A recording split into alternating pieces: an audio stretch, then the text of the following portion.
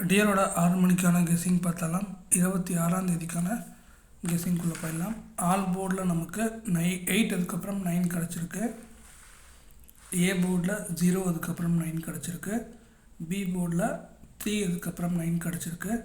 C போர்டில் 3 அதுக்கப்புறம் 0 கிடச்சிருக்கு. ஏபிபிசிஎஸ்சியில் 8998 0990 கிடச்சிருக்கு. ஏபிசி போர்ட் பாக்ஸில் 890 அதோட பவர் நம்பரான 345 கிடச்சிருக்கு. ஸோ நம்ம இதில் யூஸ் பண்ணிக்கிற நம்பர்ஸ் பார்த்திங்க அப்படின்னா 8903. ஸோ 4 நம்பர் நம்ம யூஸ் பண்ணியிருக்கோம்.